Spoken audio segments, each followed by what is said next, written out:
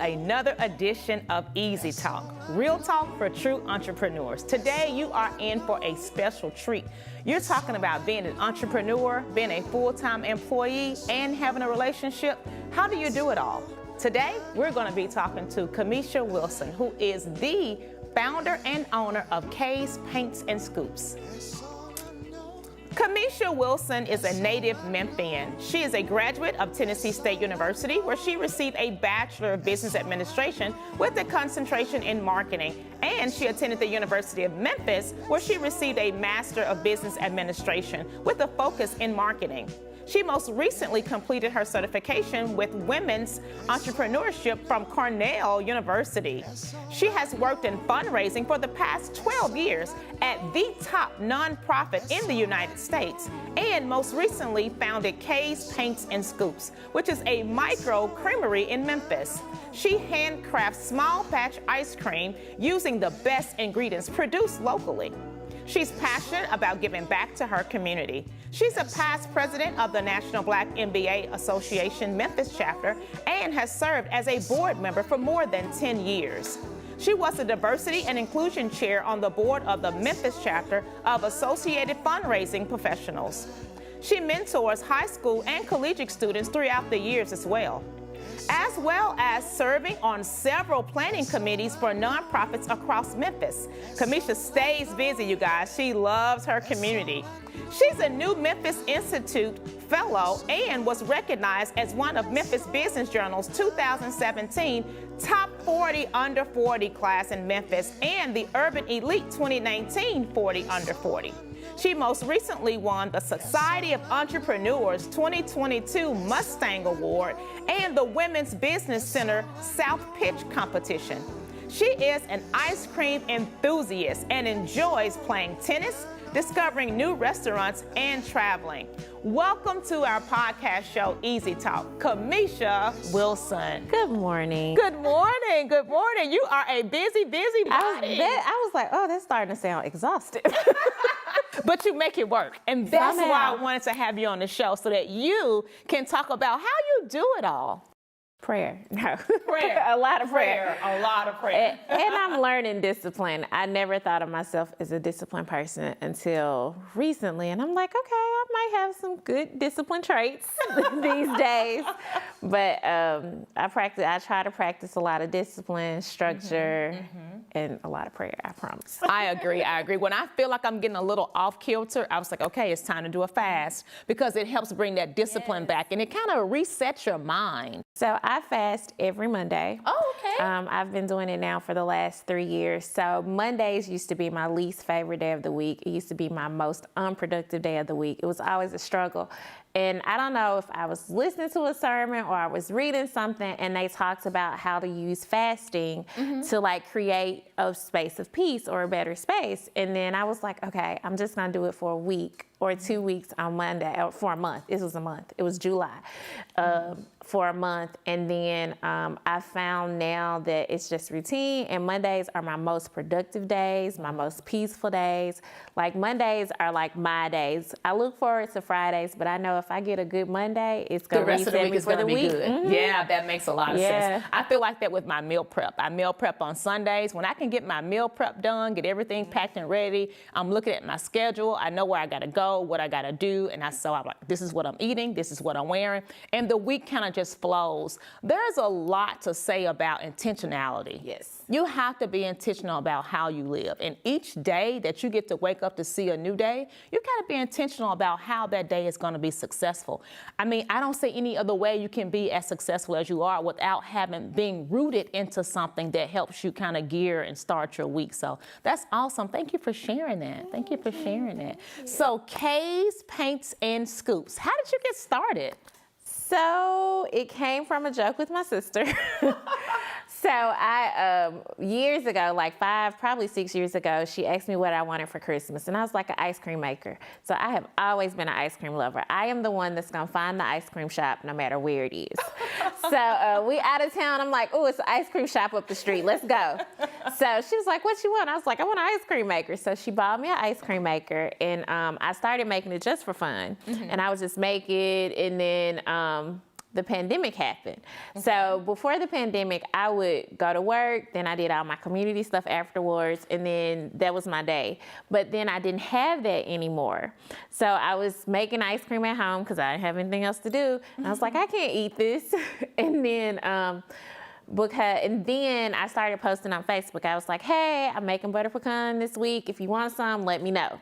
Okay. And I started meeting people at Whole Foods parking lot and had my little cooler and selling pints of ice cream. You did? And yes, you were one of those people. Yes, on Saturdays and Sundays, I would meet you at 2 o'clock in Whole Foods parking lot, and you tell me what flavors you wanted. By the end of that summer, I had like 8 flavors.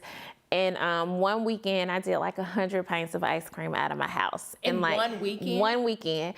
And I was like, this could be a thing. Like, people aren't just being nice. You know how you think your family and your friends are just being nice? Right. And it's like, oh, you should sell this. And you like, oh, okay. But then that weekend, it really like a light bulb went off. And I went to ice cream school after that. So I learned all about flavoring and machines and textures and all of that. And then we found a building. We went through the renovation of the building. And 2 years after, that was 2020. 2 years after that, in 2022, is when we opened. Now, for our new entrepreneurs, or for those of you that's thinking about starting something, I want to go back to what you said. You went to school to learn the craft, to learn more about it. Mind you, you had already been making ice cream, but you knew if you were going to perfect it, that you needed to go another level. And getting that education on what you didn't know is what helped you really. So what did you learn? Was it anything different that you weren't doing, or were you surprised about anything? It was a lot different. You learn, so people think ice cream is just ice cream, but custard is an ice cream that has eggs in it. Like, our product doesn't have eggs in it. Soft serve uses a different machine. So like, going there, I learned the type of machine to buy, the type, how long you run it, the texture you want. They're like 10 different forms of vanilla that can give your ice cream an undertaste in it. So one is floral. You may have heard of Mexican vanilla before, but all of that like goes into how your product tastes. So like, for instance, we have more than one vanilla that we use in different types of ice cream to get the taste where we would like it. But I would have never known that if I hadn't gone to school. Because you were doing well. You were doing well just making ice cream the way you made it. So I want to commend you for saying there is something more out there I need to know to make my brand the best. And I'm going to take time, invest in myself, and learn more about that. I mean, I've heard of people that start cooking out of their house or baking cakes and cookies, and it's going well, so they just keep doing what they're doing, but they don't know what they don't know. Exactly. And so that's just phenomenal that you decided to let me first go to school and learn more about this. Well, and I think a part of that came from, I'm one of those people, if I'm going to do it, I want to do it the right way, and I want to know all about it. During the pandemic, a local chef posted that his business would have ran better or been able to function better, but if he had known more about all the details of his business. And I was like, So my thought in building was like, I need to know how to make the ice cream. I need to know how to package it. I need to know, like, I don't have to be the expert at it all, but I need to understand it enough to successfully execute it. And there were things about it that I knew I didn't know. And so that was like, well, I got to find somebody who knows it. And I was Google found me some people, found a few places, and I looked at some reviews, and I was like, okay, we can do this. And like, there's a program at the University of Pennsylvania or Penn State that I want to get to one day. Like, they teach you the science, the like everything. And I'm just like, oh, okay, I'll get there. Not yet, but I'll get there. You're really passionate about this. I can tell. I mean, you light up when you talk about the ice cream. It is something that I enjoy. And it's funny. I told my sister just last night, I was like, we were talking about setting goals and things like that. And she was talking about like finding what was next for her.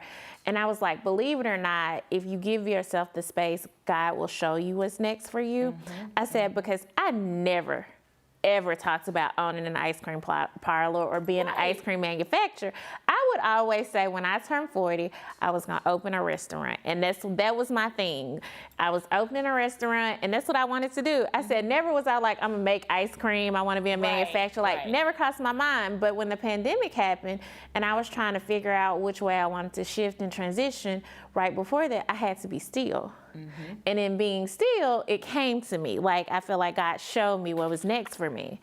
So it happens as neat. You know, it happens at the right time. When the timing is ready for you and it's your time, it's your time. Yeah. It's just your time. Another thing that you talked about was getting your building. So how did you get support for that? Any grants, any funding? If someone's looking to get help with their business, as you did, because your building is up and running, you just celebrated 2 years, you're doing well, where did the money come from? So grants, a lot of grants, family funds, and some like bank loans, but majority of it. So I worked with a lot of programs here in the in Memphis, of course the United States, but in Memphis. And I was talking to one of my friends at the time, and he said, you should do it. It's plenty of money out there. And I was like, okay, we'll see. So I worked with Edge, which was one of the first programs that I worked with. Joanne Massey, yes, right? Okay. That's that program. Okay. Yeah. I worked with them, and the thing that I worked on before that makes it easier, that I felt made it easier for me, was that I had a plan. I could clearly state to somebody what I wanted to do, how I wanted it to work, and what I expected my outcome to be. And about how much that's going to cost. And how much it was going to cost. Because you've done the research. Yes. So that was a big part. So the first time I ever presented was at an Edge board meeting for their, what's the name of the fund? I can't think of the ICE fund. Yes, that's it, for the ICE loan, which is like a 3-year forgivable loan as long as you stay in business for 3 years. Yes, forgivable. So as long as you stay in business for 3 years, they forgive it, I think, at like 33% a year or something like that. But that was the first program. I knew what I wanted to use the money for, and I let them see the work being done. And I think that's a part of it. I even had someone to say to me, you know, this is a new idea, a new concept, like in the follow through we see. And I think because of that, it was easier to like get a grant or get a loan because people could see the work that was happening versus the building is already there. The building was there. You're trying to renovate the building at this point and needed funds to renovate. Yes. So the building was already there. We had to totally gut it and renovate the inside and make it up to Tennessee agriculture standards. But the work needed to be done. And so because of that, Edge stepped in and they gave us, I want to say $15,000 to do some of the work in the building, and it was a big help. Like, it was a start, and it gave us like the money that we needed to be able to keep going at the time. Yeah. Wow. So Edge was able to give you $15,000 forgivable over 3 years to help you with your renovation and get everything started. So now someone here listening may want to know, what does contracting look like? So can you give us just a little bit about, hey, I'm looking for a space. I want to start this business. How do I do it? Let me tell you. Your timeline will never be your actual timeline. And you have to, for me, so with Tennessee Agriculture Department, they have a service where they can send someone down to look at the space that you would like to bring up to code. And then he made recommendations on what we needed to do. Oh, good. So you have a specialist, an expert in it that was like, hey, this is what we need. So that was a good guide. Right. So he came in, he told us what we needed to do, and then we stepped back and said, okay, this is what we know we have to do. So from there, we probably went through 4 or 5 contractors before we found somebody because it wasn't a large job. It was in comparison to other things, because that's 2021, and contracting and building and everything was hot because all the money was out there. So people weren't necessarily taking our contract because it wasn't large enough.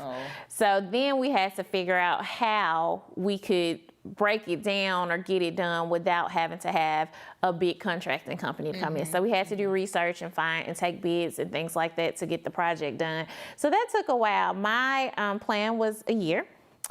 And we opened almost a year and a half later, maybe 2 years after what I wanted to open. But we got it down. And you learn about all things. You learn about walls. I never, like the type of wall you have to have in there, or the beam that has to go across the ceiling, or where the fire extinguisher, like it is so much that you have to learn in the process. And you hadn't even started a business. You hadn't even started the business yet. That's the thing. You haven't even started the business yet. So you're not making money. You're spending time trying to prepare. So when you start making money, you know you're running efficiently. And you're spending money and not receiving, you know, not taking in money. Now, I will say in that time, I did work with Epicenter, and I got a grant from Epicenter too, from their friends and family program that also helped with it, because there are also certain guidelines that the city has to have, that you have to have according to the city. So like we had to put in we had to change, like we had to present a variance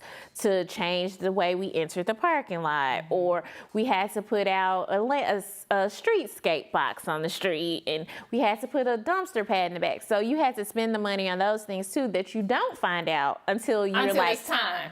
Through the program, and like, I'm ready to open my door, and they like, no, you need this too. You like, well, and I promise you, every time I look at that streetscape box, I'd be like, that's just $5,000 just sitting there. That people, what is this for? What is this for? That people come and sit on outside the building randomly. So, you know, it's a process. It is a process. It sounds like, and I'm so glad to have you here, Kiamesha, because this podcast show is real talk for true entrepreneurs. And just listening to your story, being a true entrepreneur, it takes perseverance, it takes consistency, it takes patience. For believers, it takes prayer.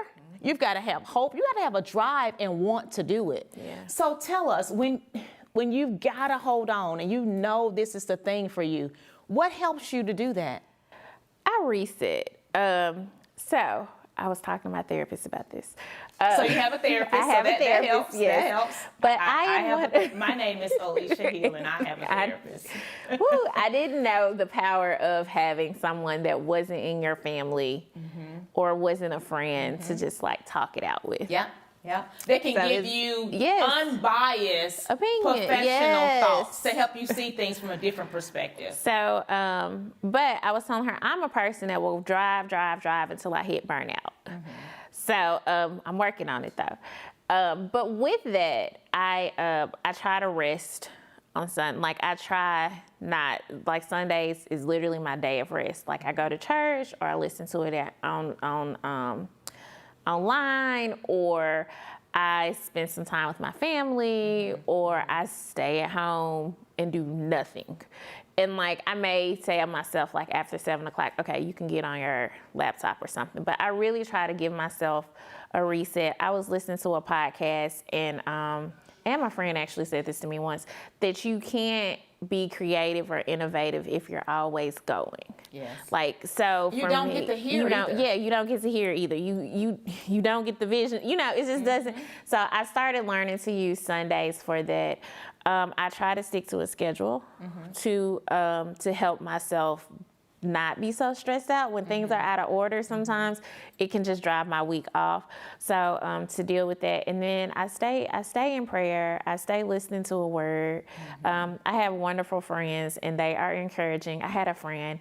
I had a moment like 2-3 weeks ago, and I was just telling her, and I was like, this. She was like, what are you talking about? You do this and you need to go do that and you're going to be fine. It's just a moment. And like she snapped me back into my place real quick. Oh, wow. And I was like, okay, thanks for the reset. You felt yourself about to go there and just melt down. Yeah, no, I had a meltdown. You had a meltdown. Because I tell you, entrepreneurship is not for the weak. Sometimes it feels like a setup. I promise. Sometimes it feels like a setup and you want to just cry. Yes. Like I'm having a day today and I want to just cry. I mean, it's a lot. Yeah. It's a lot. But when you have that passion and a strong desire to do something, it just keeps pulling you until you do it. And the strength comes from somewhere. It's like you can look back at your building and say, look what I went through.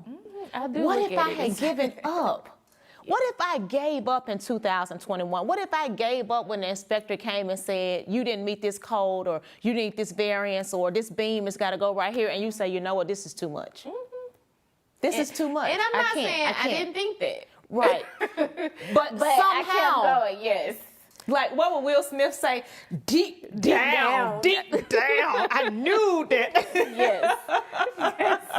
Ooh, it took some deep down. Woo, But yeah. I'm about to tear up. But because you can't even explain it. No, It's you like, can't. oh my gosh. And you know, the interesting thing is people ask you, they say, how do you do it? And some days you got a word to tell them how you do it. Some days you just be like, I don't know. No, like, I literally don't know. I can't like, even tell I you. don't know how I do it. And I be like, by the grace of God. Like, because some days I was like, I don't know how I did everything I do because I feel like the first year I kind of let my health get away from me. So like this year I'm really like focused on trying to get back and have, so I'm not a morning person, but I was like, if you got to do it, you got to do it. So now I get up at 6:30 in the morning. That's it, doing what you got to do. 5:50 and be at the trainer at 6:30 in the morning. But it's because I felt like that was something that was missing that I used to enjoy doing. So I'm like, okay, you just got to do it. And that's the other thing. Sometimes you just got to do it. There's nothing else to do. You just got to do it. Because I have found that in the 5 core areas of my life, something is always down here and I'm trying to bring it back up here. Then this will go down here. And I'm like, there is no real balance. No. And you are a full-time employee, a full-time entrepreneur, a full-time church member. You're on all these boards. You're active in the community. I mean, you have a lot on your plate, and yet you're standing tall and strong. Thank you. It looks good on you. Thank you. You are doing a phenomenal job. Thank you are you doing so a phenomenal much. job. We're just trying to figure out the secret. Like, what is it? What is it? Is it the assistant? I will say my family helps me a lot. So my parents are really helpful. They help a lot in the business. And my dad was an entrepreneur for years, and my mom, is an entrepreneur still, and my mom was a teacher for years. Okay. So for 40 years, something like that. Oh, wow. But so it's like bits and pieces that they bring. Like I could tell my mom, I want a flavor. She was a home ec teacher. So I could be like, I want a flavor that tastes just like a carrot cake. So we'll get in the kitchen and we'll figure out, okay, we want it to taste like some maple and it's got a little carrot flavor and we bring a carrot cake to life in the ice cream. But that's her thing. Like she knows how to do that. My dad is all operations and logistics. He could tell you how to get ice cream from point A to point B, where you gonna stop, what temperature it's gonna be when you get there. Like that is him. Like he runs it well. So if you're running a business, you need experts around Yes. you. You have Yes. to have people that have strengths where you have weaknesses. And you have to let go of your pride and say, I need some help. And that's a hard thing. I will say, my is. sister It tells is. me all the time, you got to figure out how to delegate. You got to figure out who can help you do some of these things. Because nobody can do it better than you. Nobody can do it better than you. People can do it better than you. Right, but And we have that's to the tell reality ourselves of that it, and be yes. okay with it and know that they're going to get And it I done. don't even think it's that I think nobody can do it better than me. It's that I feel like nobody can do it faster than me. And I say that because it's easier for me to send out an email, look up some information, put a document together, versus me to tell somebody what I need, how I want it done, where I could just do it. That's my struggle. Because you have to have that priority list, yeah. like what's most important. Sometimes it's not that you can't do it or you can't do it well. It's you've got 10, and what 2 can I give to somebody else? That's what I'm learning. Like that's a big part of what I'm learning because she tells me all the time, you got to learn how to help people, let people help you. And it's not that I don't want people to help me or I don't feel like they can do it. I just feel like it's easier for me to be able to just get it done myself. So by the time I call you and have to call you back, Remember and to then email you. explain it, then follow up to see if you do it, I could have done it. Tell you to move this letter a little bit to the left, put a bigger space right here, be like, just give me the mouse. But that is not the best way to be. So you've been in business for 2 years. Yes. What's next for you? Where do you see yourself 5 years from now? 5 years from now. So I would love for us to be a regional brand 5 years from now. So having K's in stores all across the South and the Southeast. Where do you have stores now? So now we are mainly in Memphis. So we're in 13 stores in Memphis. Cordelia's Market, a South Point Grocer, High Point Grocer, Muddy's Bake Shop. Wow. Super Long Spotswood, Curbside Casserole. We're Central Barbecue in South Haven. And we just got a new store in West Memphis. So Mitchell's Breakfast Burritos, we're over in West Memphis. We're on their stock list. And then we just added Daily Market last week. So wait, in 2 years, you've done all that.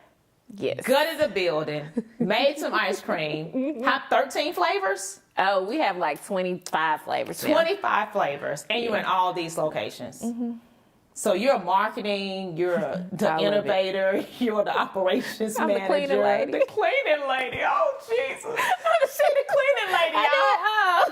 And I hate mopping floors, and that is the one thing I have to do on a weekly basis. So now it is time. Let me give you some advice. Learn how to recruit, hire, train, measure performance, reward their success, continue to grow. That's where we've got to get you. We've got to recruit. We've got to recruit. Yeah. Because you've done all this. As they say, one Memphis, one man, one band, one sound. Well, and like I said, my family's a big part. Right. But I mean, the marketing, the getting it out there, the branding, the pitch competitions you've done, the grants. Yeah. Wow, you are amazing. Yeah. You are amazing. Thank you. And next is to hire some staff. That was what I was going to say after that. I was like, I need to hire some people. Some good people in operations and sales and things like that. So Yes. You are doing a phenomenal job. Thank you. If I had my hat, I would take it off to you. Thank you. I saw you do it first. I'm telling you, I will never forget the day we were in Detroit and you were like, I want to be a professor at CBU and I'm going to start my own brand and all this. And I was like, okay, Alicia, you're going to do all that in the next year? Because you were like, this is what I'm doing next year. And I was like, okay. And then I was like, well, she thinks she can do it. She can do it. And lo and behold, like 6 months later, you were like a professor at CBU. You had left your other job and you were like a full-time entrepreneur. And I was like, oh, she did this. So hats off to you for continuing to like grow and model the way and show people that it can be done. And I admire about you that you do it all standing in faith.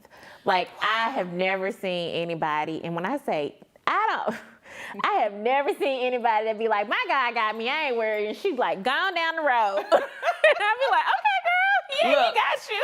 I literally have no other choice. I have no other. It's like, what are you going to do? Yeah. He will put you in a position where all you can do is just trust him. Yeah. Because like I said, it's that burning desire that you like. I got to do. They say won't let you sleep. And I have taken all the experience and knowledge that I've had and I'm hungry to give it to somebody. Yeah. Hence the podcast show with Philip Townsend, PJ Townsend Films. I'm at Lane College now. I'm at Clinton College now. I'm at CBU and I'm still running ACG. And I'm doing it in a way that I'm sharing the same thing. It's like I realize this is my gift. This is what I'm supposed to give the world. So I'm not doing 5 or 6 different things. I'm doing the same thing to different audiences. And that's what I feel like you're doing. You're creating love through ice cream to different audiences. So yes, I am so glad to have had you on. Anything you want to share that I maybe didn't ask? No, go get some ice cream. So how can we get ice cream? How can we get ice cream? You can get ice cream at any of the stores I listed earlier. We are available. Our creamery is at 2089 Winchester. We are open every Saturday from 12 to 6. Except for August the 17th, we are taking a family vacation. And you need it. We need a break. So you can find us at the Creamery on Saturdays from 12 to 6. South Haven, we're in Central Barbecue. West Memphis, we're in Mitchell's Breakfast Burrito. We're in 10 other stores in the city. You can order online. You can have it delivered to your doorstep once a month. Wow. So join our subscription program and follow us on all social media. Well, let me not say all, but Facebook and Instagram. I haven't got to TikTok yet. But join us on there and just support us. And support local. Yes. I say that local. because a big part of our business is that we support local brands. So 40% of our ingredients of parts of our product come from local businesses here in the city. Wonderful. So yes, but buy the pink paint anytime you see it. And we Kay's Paints and Scoops. Yes. Thank you. No, thank you. Thank you for having us. please make sure that you get some ice cream summer, winter, spring, and fall. You can get ice cream all 4 seasons. K's Paints and Scoops. Thank you guys so much for joining us. We hope you've learned something today. Share your thoughts. Make sure that you subscribe on our YouTube page, and we will see you for our next episode. Thank you.